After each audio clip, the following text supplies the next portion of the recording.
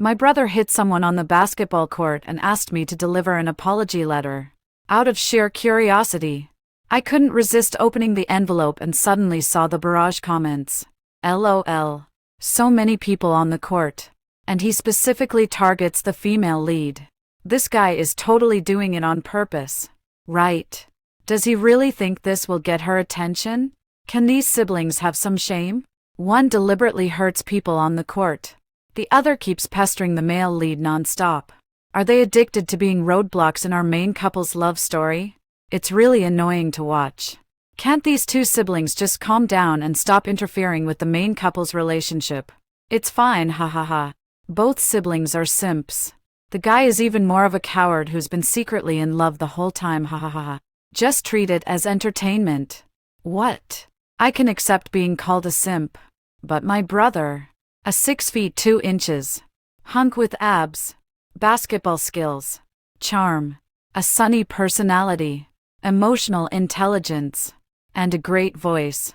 He's also a simp, and he's into unrequited love. I'm dying of laughter. Overnight, I changed the apology letter into a love letter and sent it to the female lead. Hello, everyone. Welcome to my channel. Subscribe us to read wonderful novels every day. Now the story begins. Molly returned from the office. I've been waiting in the hallway for almost 10 minutes. The scorching sunlight fell on the ends of her hair, and her faded school uniform was buttoned up neatly to the top. Her skin was pale, her eyes rimmed with red, making her look weak and easy to bully. And indeed, that was the case. She held a competition test paper in her hand. Every single problem was marked with a full set of correct ticks.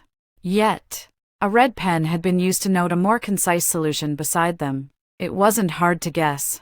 He must have been hurt by someone's harsh words. I narrowed my eyes and straightened up. The girls behind me followed closely, completely blocking her path. So you're Molly. I crossed my arms and looked at her with a sharp gaze. Many people in the hallway turned to look curiously, murmuring among themselves. What's going on? How did Molly manage to offend that young lady? Someone lazily remarked. Who knows? Probably because she's been spending all her time with Ryan working on the math competition these days. And that young lady isn't too happy about it. No wonder. Judging by the situation, she's probably about to get a warning. Whispers continued to buzz all around. Molly clutched the hem of her clothes tightly. When she raised her head, her moist, deer-like eyes trembled slightly. Though clearly nervous, she tried her best to keep her tone steady. Is there something you need? At this moment, the barrage was filled with criticism. First she pestered the male lead. Now she's bullying the female lead. This makes me so mad. Does she really think the male lead would fall for her like this? Is she about to cause trouble again? I'm a little scared. Our precious female lead better not get bullied. Don't worry. If she dares to lay a finger on the female lead, the male lead will be there in seconds to warn her off. But it seems like the male and female leads haven't developed feelings for each other yet. There will still be subconscious actions. After all, our male and female leads are a match made in heaven. Out of so many bullet comments, I only caught 2 words. Bullying. Do I look like I'm here to bully? Molly maintained her expression, watching us without a trace of emotion. A slight tightening of the fingers could feel every crease in the exam paper. As if a reminder, attempting to touch what doesn't belong to you is bound to bring trouble. Just as she was wondering what I would say to challenge her, a rich floral fragrance suddenly wafted through the air. A love letter abruptly appeared right before her eyes. Well, you see, my brother has a crush on you, but he was too shy. So he asked me to deliver this love letter to you. The pink envelope was neatly squared, bearing a postmark, with delicate dried flowers adorning its sealed edge. Molly was momentarily stunned. Such an exquisite letter seemed utterly disconnected from her plain attire. Yet the recipient's name was clearly written as hers. Just striving for the scholarship to alleviate her poverty had already consumed all her energy, because she had never imagined such a scenario. So now she had no idea how to react. The belated heartbeat thundered like a drum, amidst the surrounding cheers. It nearly overwhelmed her. Eyes red. Earlobes red. Cheeks even redder. So adorable. She deserves to be with a handsome guy like my brother. I placed the envelope into her palm with a smile. The warm love letter, heated by the sunlight, made her fingertips curl slightly from the warmth. The teasing around them grew even louder. Her face flushed red to the tips of her ears as she stammered. Is that the one from the basketball court the other day? She seemed hesitant to confirm. Yeah, the one who accidentally hit you the other day. Suddenly, a bold and vibrant red intruded into what had been a dull memory. The boy was wearing a red jersey, his sharp eyebrows and eyes contrasting with the moment he crouched down, awkwardly apologizing to her and carefully asking if she was okay. Unlike Ryan's aloof and indifferent demeanor, he still carried the scorching heat of the afternoon sun, the thin muscles on his arms glistening with sweat, his youthful, vibrant energy almost enveloping her. Yet at this very moment, her attention, however, was drawn to those sneakers. The expensive limited edition sneakers silently delineated the divide between their social classes. He was like Ryan, yet not the same. Despite the urgency of the competition, he found another teammate to escort her to the infirmary and even handed her his card, saying it was to cover the medical expenses. At the moment the young man turned around, she saw the name printed on the back of the jersey. Philip. A name that, just by uttering it, made one feel spirited and triumphant. Remember now. My brother. Class 8 of grade 12. Philip. I winked at her. She slowly clenched the love letter, her voice soft and slightly trembling from nervousness. Yeah, he really likes you. But he's a coward. The morning sun was blazing and radiant. Her eyelashes fluttered slightly, unable to control her thoughts. Such a dazzling young man that one hardly dared to look at him for long. Could he actually be a coward? Because of this matter, I've been getting scolded nonstop in the bullet comments for days.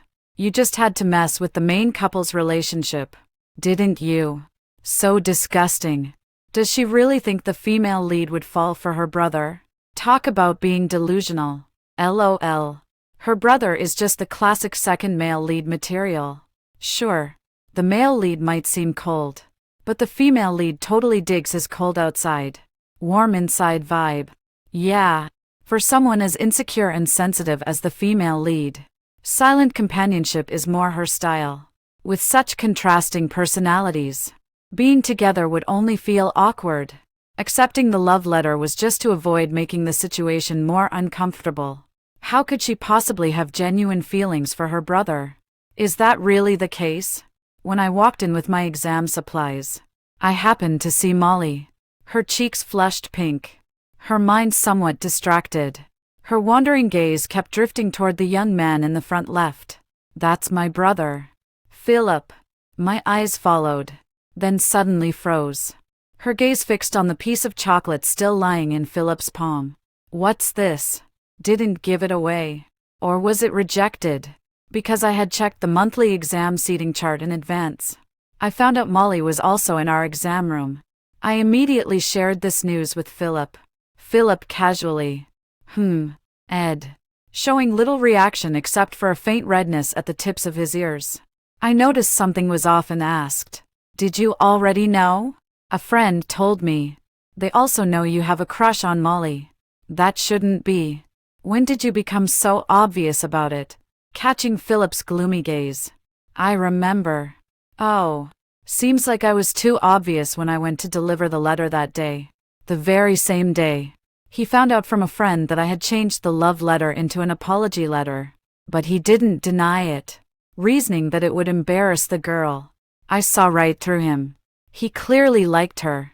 So, I deliberately took out the chocolates a friend had brought me from abroad and asked him to give them to Molly the next day. The usually composed and steady young man suddenly revealed a rare hint of awkwardness. He hesitated and asked me, "Would it be too abrupt?" I was puzzled. Don't you give gifts when pursuing a girl? Chasing a girl means giving her flowers, bags, and gifts. Just talking without spending money isn't called pursuing. It's called harassment. I spoke with righteous indignation. Philip fully agreed. I just never expected that the first time I gave a gift to a girl, it would be mercilessly rejected. I couldn't help but glance twice at Philip. He was resting his head on one hand, eyelids drooping. A faint blush tinged his pale, cool complexion, as if deep in thought, or perhaps simply lost in a daze. And the piece of chocolate between his long fingers had been thoroughly mangled. The barrage was filled with mockery. LMAO. I told you the female lead wouldn't be interested in a side character. Serves him right for getting brutally rejected. Turns out he's the clown himself. Ha ha ha ha. Just another pair of simps for the main couple. Might as well enjoy the circus. Simp. Ha ha ha. I actually feel a bit sorry for ourselves now. With a wooden expression, I walked past Ryan without stopping. Instead, I continued forward, moving past him. The young man, who had been expressionless, blinked his eyelids. A rare occurrence. Yes, not only Molly and my brother, but even Ryan is in the same exam hall as us. Indeed, the existence of supporting characters is merely to embellish the protagonist's emotions. My brother is already miserable enough. I can't afford to lose face anymore. The seating arrangement for the monthly exam wasn't strict. I easily swapped seats with the boy in front of me. I ended up sitting next to Molly. She suddenly snapped back to reality, the stray hairs by her ear falling down to obscure those slightly flustered eyes. The pen placed on the edge of the table was knocked off by an elbow and rolled to my feet. The emblem on the pen cap wasn't clear. Only the letter L was discernible. The pen body was also heavily worn, revealing the base color beneath the plating. I was just about to bend down to help her pick it up, but she had already left her seat, reached out to retrieve the pen, and clutched it tightly in her palm. Thank you. She noticed my kindness and whispered a quick thank you to me. I let go of my usual reserved demeanor a little and gave her a friendly smile. You're welcome. Can such a pen still be used for writing answers? I couldn't help but glance at her. After the test papers were handed out, she took out a gel pen from her pencil case again and neatly wrote her name. And that mottled lacquer fountain pen lay quietly at the edge of the desk. More like a form of companionship. My thoughts wander. Maybe she refused because she doesn't like chocolate. Philip. Next time, have Philip bring her school supplies. Surely she can't refuse that. The cicadas chirping outside the window harmonized with the rustling sound of students writing answers in the classroom. I didn't know how to write, so I twirled my pen, rested my chin on my hand, and openly observed her. She wrote slowly, with great focus, bending slightly. She wrote stroke by stroke, unhurried and composed. I heard she was the first in her hometown to get admitted to high school, breaking free from a family that favored sons over daughters. She persevered through everyone's doubts and pressures to reach where she is now.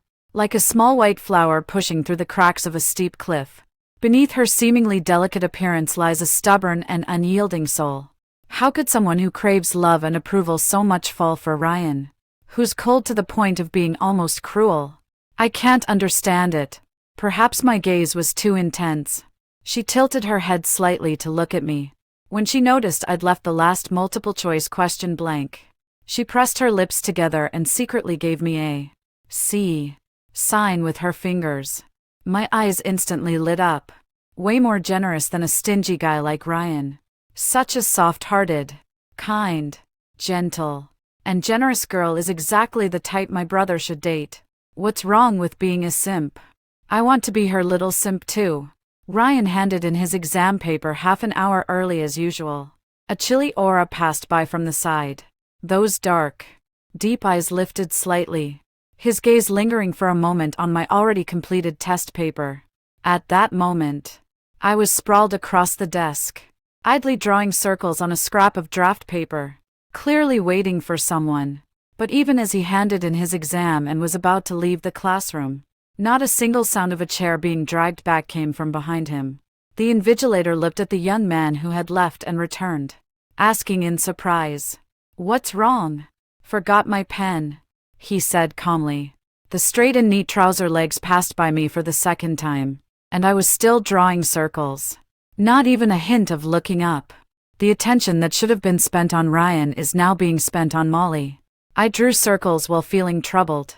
What excuse should I use to get Molly and my brother to have a meal together? In the last 5 minutes, Molly stood up to hand in her paper. Philip and I closed our pens in perfect sync, shoulder to shoulder, following her out of the classroom. "Why didn't you go find Ryan today?" he asked. I pouted. "Don't feel like seeing him." We appeared to be following the crowd, but in reality, we were tailing her all the way to the cafeteria. After getting our food, we both took seats across from her. Molly looked up just in time to see two strikingly similar faces staring intently at her. I deliberately ignored the many empty seats around us and blinked at her. "The cafeteria's too crowded. Mind if we sit here?" She lowered her head and whispered softly. "And no, it's fine. You can sit." Philip and I rarely eat at the first-floor cafeteria. Catching sight of the greens on her plate, my mouth moved faster than my thoughts. "Why aren't you eating any meat? This is so lacking in nutrition." As I spoke, I picked up a piece of braised pork, but the moment it touched my tongue, I couldn't help gagging. It's disgusting." Molly paused slightly and hesitantly asked, "Is it because it's gone bad?" But the bright color and the rich aroma didn't quite seem to suggest so. "It's fine. She's just picky with food," Philip apologetically explained to her, then handed me a tissue to wipe my mouth. Oh, okay." Molly awkwardly averted her gaze and was about to mention she had an unopened bottle of water in her bag when she saw me stand up. "I'll go buy some milk to rinse my mouth. You all take your time eating." The slender hand had just touched the zipper of the backpack when it awkwardly withdrew again. Only 2 people remained at the dining table. The atmosphere seemed to suddenly become tense. Molly buried her head even lower, keeping her gaze fixed on her own plate as she ate bite by bite. Suddenly, she heard the young man across from her tentatively speak up. "Have you been trying to lose weight lately?" Her shabbiness suddenly had a fitting excuse. Molly's hand paused briefly as she responded with an almost inaudible Academic pressure is heavy these days, but you still need to eat well."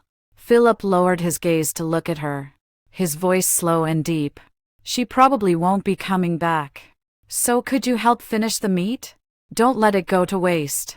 Before she could voice her refusal, he had already picked up the plate and transferred all the meat to hers. The person in front of her remained silent for a long time. Philip lifted his eyelids, meeting those moist, reddened deer-like eyes. She gazed steadily at him, her eyes swirling with unreadable emotions, only to be forcibly concealed the next moment beneath a moist and tender gaze. Such a look made Philip feel inexplicably familiar.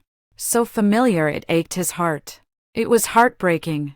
Looking at him, she suddenly curved into a smile, softly, clearly, and firmly saying to him, "Thank you, Philip." After the monthly exams ended, I was completely focused on Molly, so I didn't go looking for Ryan for many days in a row. Unexpectedly, he came looking for me himself. I reluctantly walked out of the classroom. "What do you want?" "Test paper." Between his cold, pale fingers was my math exam, the score utterly dismal. He stood with an aloof posture, not even bothering to lower his gaze. I couldn't be bothered to ask more, so I took the test paper and turned to leave. Suddenly, another force tugged at the other end of the paper. He didn't let go. The young man suddenly spoke up. "The last question's answer is D." I turned around and gave him a puzzled look. "The papers have already been graded. Why are you telling me this?" Seeing my puzzled expression, he added coldly, "It's not C." Just then, someone passed by behind us. His gaze swept lightly as he spoke in a neutral tone. A problem solvable by observing recursion. Yet someone insists on calculating functions for 10 minutes. Not sure if it's lack of ability or excess energy. What is he talking about? This is utterly baffling. I don't want to engage. When I turned my head again, all I could catch in my peripheral vision was the slender and delicate silhouette of a girl at the stairway corner.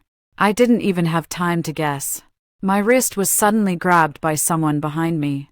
His slightly cool palm was as cold as his demeanor. His knuckles felt rough, and the grip was strong. I turned back in disbelief. The person who usually hates physical contact the most is now taking the initiative to hold my hand. Wait for me after school. His Adam's apple bobbed repeatedly, hesitating for a long time before he finally managed to utter this rather awkward sentence. It seems ever since Molly appeared, I haven't gone to see him since school ended. But back when I used to wait for him to walk together, he clearly found it annoying. I stared at his face, scrutinizing every inch, until he became visibly uncomfortable. Is there something on my face? He couldn't help but speak up. This isn't the Ryan I know. With a serious expression, I stood on tiptoe and pinched his chin. Whoever you are, please get off Ryan's body. The next day when I went to see Molly, she seemed somewhat embarrassed, clenched her pen tightly, and softly apologized to me for choosing the wrong answer. I instantly realized who Ryan's sarcastic remarks that day were directed at.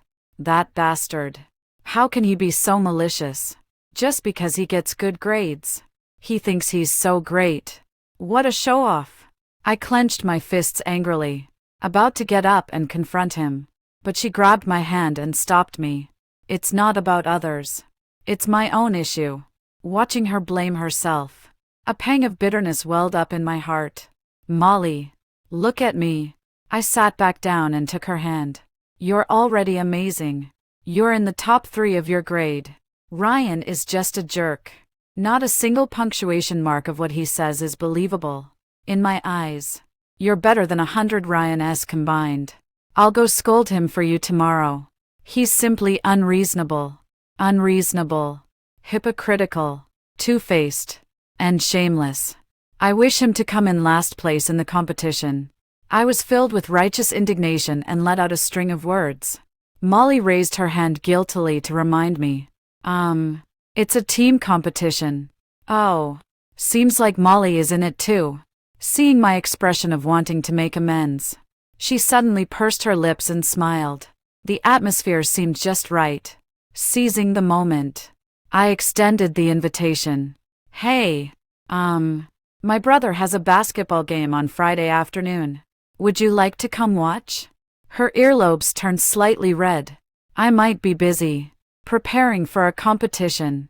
She shook her head, her fingers clutching the hem of her clothes with some difficulty. Might be going back to my hometown, but my brother is super cool at basketball. Even just for 2 minutes. He really hopes you'll come. I pleaded with her pitifully, softening my voice. She couldn't resist and finally agreed. I just didn't expect Ryan to come play basketball too. For 3 years, I've never seen Ryan play basketball. The barrage is about to die from excitement. Oh my God. I'm so excited. The unattainable flower actually came down to play in person. Is it because he knew the female lead was coming to watch the game today? Of course. Didn't you see the female lead staring at the male lead the whole time? Her eyes never left him. What a perfect match. If only those 2 siblings weren't here. Yeah. I wonder who her brother is showing off to on the court like a peacock spreading its tail. Hope he doesn't block the eye contact between our main couple. I'm about to lose it. I leaned my face close to Molly and asked her, "What are you looking at?" She was startled by me. "I'll look at the score." Following her gaze, I looked over and it was right in Ryan's direction. So I manually adjusted her head, pointing at the young man in the red jersey, and commanded domineeringly, "Look at my brother." Her face turned slightly red. Oh, okay. Ryan is undoubtedly handsome, but that's all there is to him. When it comes to basketball skills, my brother is the real deal. My brother naturally has striking bone structure, with a face that instantly signals he's a looker. Add to that the occasional glimpse of his abdominal muscle contours when he jumps, his pinpoint three-pointers, and the occasional slam dunk. Every move he made could elicit screams. During the halftime break, many girls went up to give him water. I handed the mineral water I had prepared earlier to Molly and asked her to go up as well. She clenched the hem of her clothes, shaking her head like a rattledrum, refusing to take a single step. "You should go instead." "Why?" "Look. He didn't accept their water. He's just waiting for you." That's exactly the reason. Her uneasy gaze kept drifting toward the rejected girls, afraid of the same rejection, and afraid of those mocking stares. And as luck would have it, Philip stopped again to exchange a few words with a girl wearing a cheerleader uniform. The bottle of water that had been so hard to push into Molly's hands was now being shoved back at me. Her face flushed red.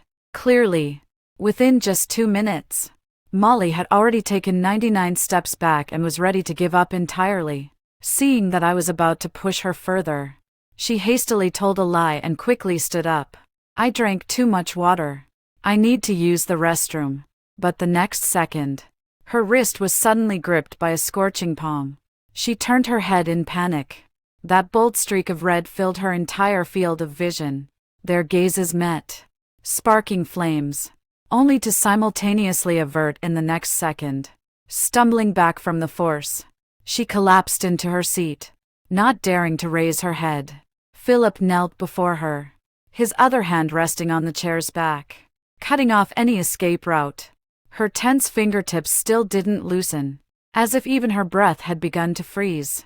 The young man's face flushed red with heat as he aimed the small fan he just picked up at her. His gaze deep and heavy, he whispered to her, "Are you hot?"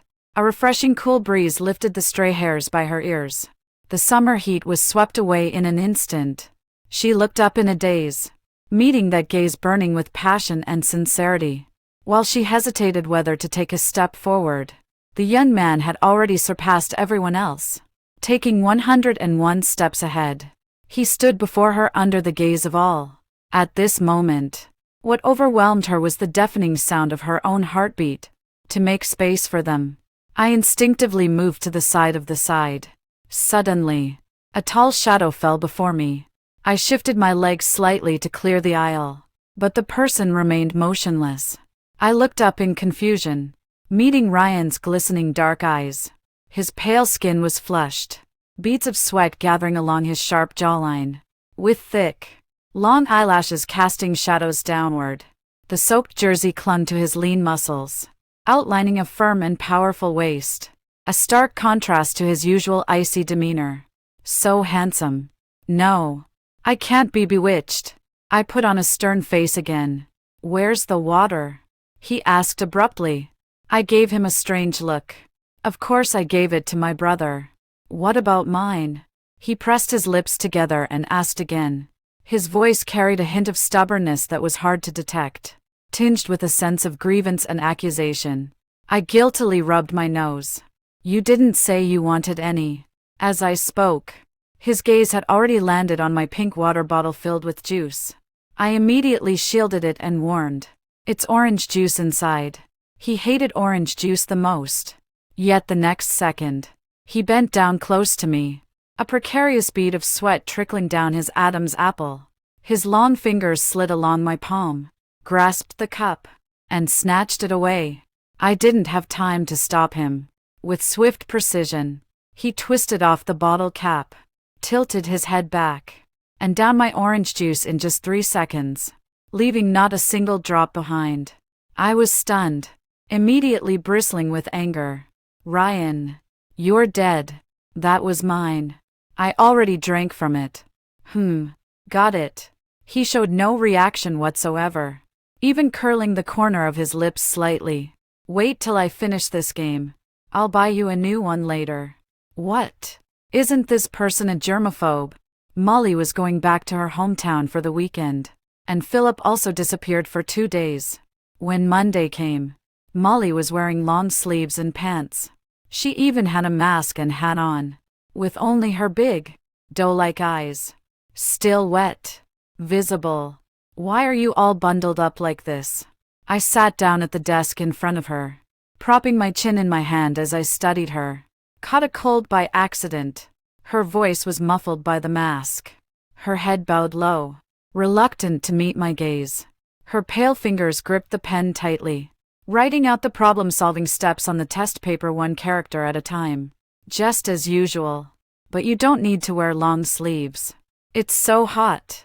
Noticing the sweat-dampened strands of hair on her forehead, I got up and brought Ryan a small fan to her desk. Yet she still declined. "No need." As her slender wrist lifted, I suddenly noticed the band-aid stuck to her wrist bone. What happened here?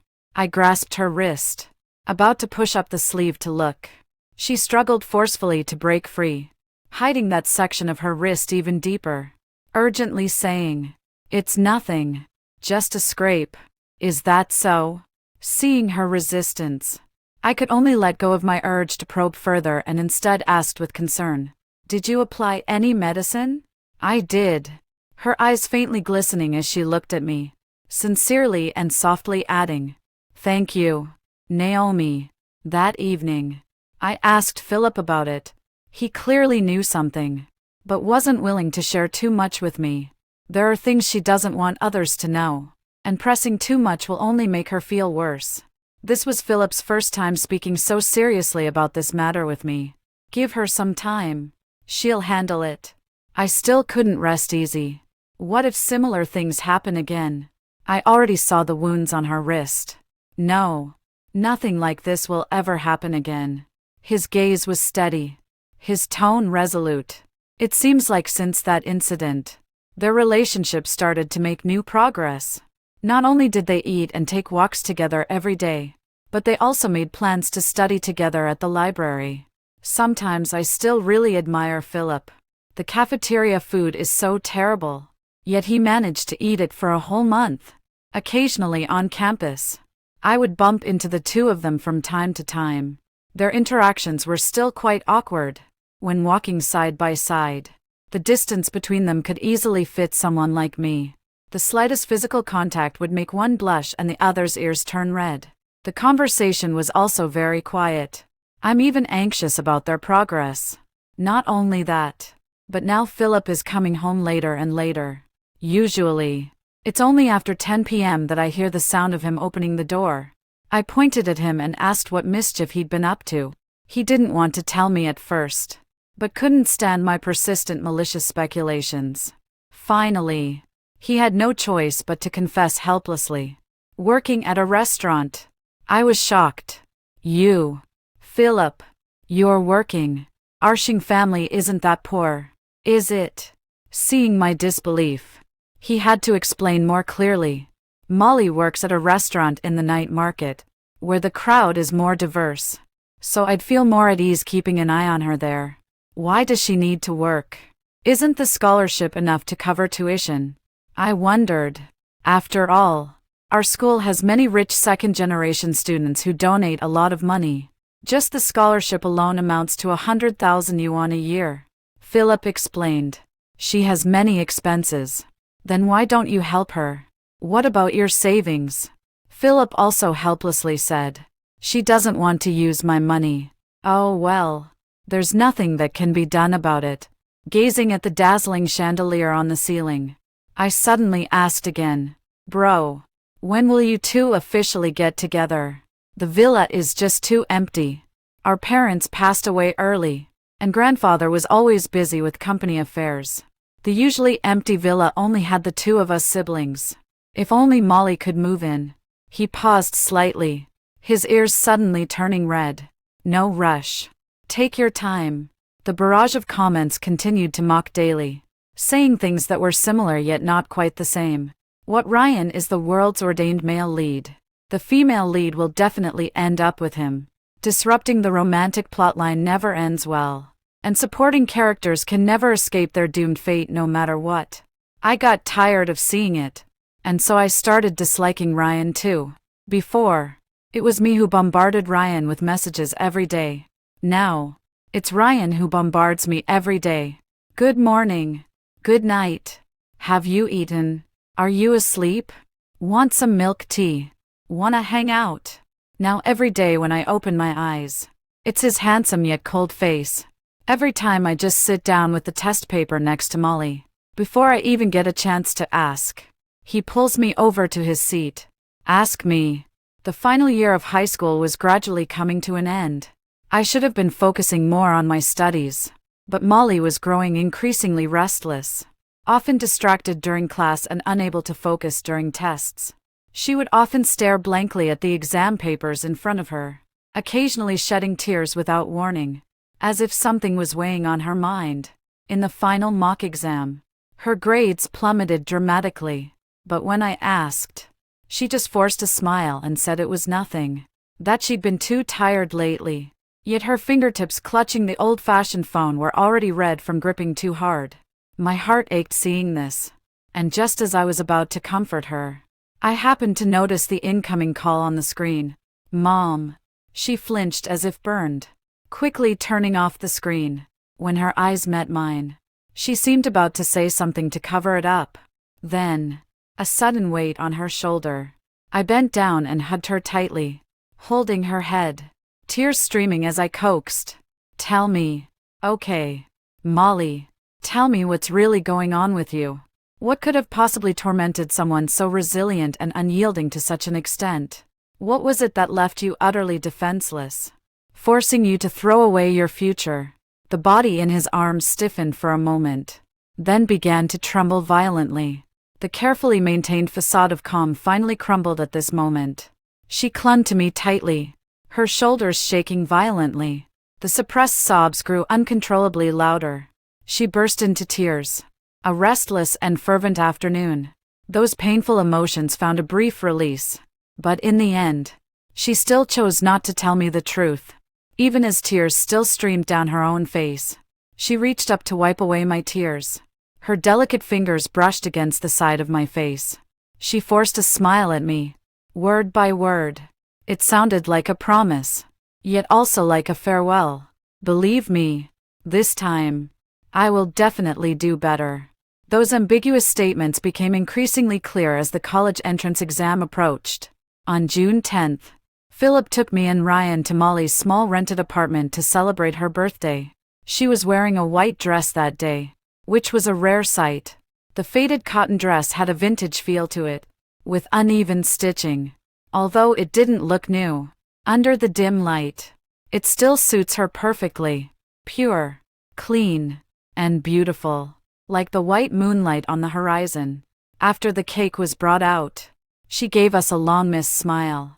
As the birthday song played, in the flickering candlelight, she gazed at us with tears in her eyes and a smile on her face.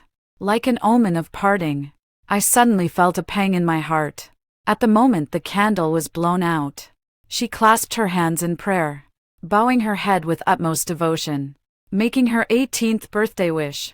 It wasn't a wish for success in the college entrance exams, a bright future, or smooth sailing in the years to come. With tears streaming down her face, she said, I hope my friends stay healthy and safe, living to 100 years. Philip prepared a Lamy fountain pen as the gift. He's always thorough in his actions, knowing overly expensive items would burden Molly, so he chose the most practical gift instead. It looked somewhat familiar to me. Then suddenly the power went out at home, plunging the room into darkness. Molly asked me and Ryan to go buy some candles. Before heading out, she suddenly walked over, stood on tiptoe, and hugged me tightly. A hug so forceful it felt like she was trying to etch me into her memory. She whispered in my ear, Thank you, Naomi. Not only did Ryan and I buy candles, but we also got her a new white dress. But when we returned with our arms full of shopping bags, we found the entire house covered in blood. Molly's parents were frozen in shock. The sharp knife had been thrown to the floor. They just came for money. But now, it's turned into a matter of life and death. Philip lay not far away, his neck broken at a grotesque angle, a large pool of blood spreading from his head. Tears welled up in my eyes as I trembled and rushed over. Brother, brother. But no matter how much I shook him, the person on the ground showed no sign of consciousness. Ryan picked up the blood-stained knife. At that very moment, Molly suddenly rushed over and collided with the blade. Thud. The knife tip pierced through the heart. Her fingers clenched desperately around the blade, preventing Ryan from pulling it free, blood dripping between her fingers. Yet she still felt it wasn't enough, her eyes pleading with him to drive the blade deeper. Molly, Molly. Ryan caught her collapsing form. Though her pupils contracted sharply from the pain, she forcibly swallowed back her scream. A smile curved at the corners of the lips, eyes gazing at Ryan, weakly forming the words with the mouth. I'm sorry. The moment of falling, Time seemed to stretch infinitely, then cruelly compress. She saw her father standing 3 steps away, clutching a blood-stained liquor bottle, his murky pupils reflecting her collapsing figure. For 18 years, those eyes had held only 2 things: a son cherished as his very lifeblood, and the scholarship money she sent home. And now, at this very moment, those dead fish-like eyes finally cracked open a slit. As the ever-stern man stumbled and knelt in the pool of her blood, tears fell for her for the first time. She recalled so many things. Yet it also felt like she had forgotten so many things. She remembered how her mother had pinned her down in the yard to shave off the long hair she had painstakingly grown. She remembered the warm, affectionate love letter in the hallway, the unrestrained and ambiguous teasing from the boys and girls, recalling the dim kerosene lamp, the textbooks torn to shreds by her father, and the relentless stream of worthless burden hurled as insults, recalling the fiery and sincere gaze of the boy on the basketball court, the meat he pushed onto her lunch tray, and the first birthday gift she received in 18 years, recalling the stinging slap from her mother, the humiliation and despair of being dragged out of school by her father, and the dignity utterly crushed by her family, and also recalling, in the afternoons of the past, Philip's warm embrace that she couldn't help but cling to, Naomi's unhesitating defense after she was bullied, and that birthday cake specially prepared just for her. 2 utterly distinct memories intertwine, like shards of blood-stained glass, compelling her to willingly, like a moth to flame, step into darkness time and again, 49 times. Each cycle ends with her suicide, only to begin anew, until the 49th time. Just like every time before, warm blood still splashed onto her cheek.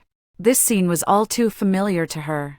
Every step was identical to the previous 48 times.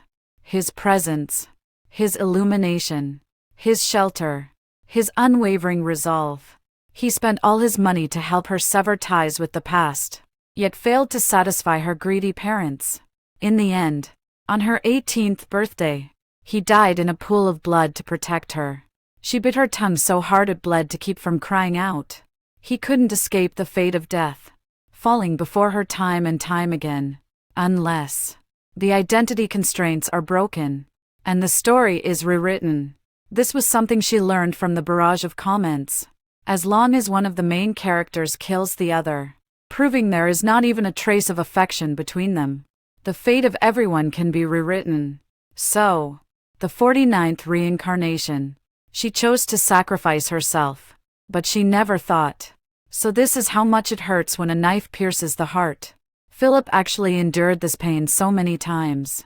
I trembled as I threw myself forward. My palm couldn't stem the bleeding hole in my chest, and warm blood streamed through my fingers. My voice shook violently, tears tumbling out uncontrollably. Molly, Molly. She looked at me, her face covered in blood. Yet she still reached out with effort to wipe the tears from the corner of my eye. Her blood-stained lips moved ever so slightly, struggling to form a comforting smile. With almost all her strength spent, she curved into a smile and told me, "Naomi, your brother will definitely come back to life." Death enveloped her like the tide. In a daze, she heard the system notification sound. The protagonist's romantic plotline has collapsed, preparing to restart and correct the world. The barrage of comments was almost too fast for her to read clearly. Oh my God. I just looked away for a moment. How did the female lead die? Damn. It seems the male lead killed her. So bloody. Holy shit. Why isn't the male lead being replaced? A pop-up prompted me to exit, probably to restart the storyline. Great. She succeeded. The last moment of blurred consciousness. She remembered again that morning with the blazing sunlight. That warm pink love letter. Philip, you coward. She thought. If there's still a chance. She must gather the courage to confess her feelings to him once. On the hillside of her hometown, buckwheat flowers sway in the wind across the mountains and fields. Slender yet unyielding stems grow from the barren soil. At her expense, all who love her, and all whom she loves, will no longer be at the mercy of fate. just as she wished on her 18th birthday. Good health and a long life. End of main text. Epilogue. Molly's perspective. Her consciousness remained hazy for an unknown length of time. Finally, she opened her eyes to the darkness, bright sunlight, the test paper in her hand, and the clean school uniform she was wearing. It all feels like it was just yesterday. The classmate next to her nudged her, saying someone from the class was looking for her and told her to hurry back. The moment she stepped out of the office, the warm sunlight fell on her, making it feel like a long time since she last felt it. Suddenly, someone rushed over and hugged her tightly. Woo-woo. Molly. Woo-woo. You scared me to death. Woo-woo. The younger sisters behind me followed closely, completely blocking her path. Looking up, a young man in a red jersey came into view.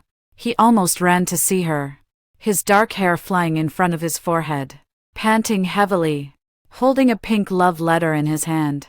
Before she could even react, the girl in his arms had already let go of her. Then, a scorching breath leaned down, his firm chest encircling her in an embrace. The young man's voice was hoarse and deep, choked with emotion, his body radiating overwhelming longing. Molly. The barrage of comments on the screen was going wild. Holy moly. He hugged her right away. Those who get it are already shipping them. A reunion after long separation. Their height difference is so perfect. I'm new here. Just asking. What's this story about? Is it good? From the description, it's a campus romance with mutual secret crushes. So visually pleasing. What's the female lead's name? Molly. Wow. What about the male lead? Another comment scrolls by. Philip. Molly and Philip. Her tears fell silently. Then suddenly she laughed. This is a brand new story that belongs to her and Philip. The end.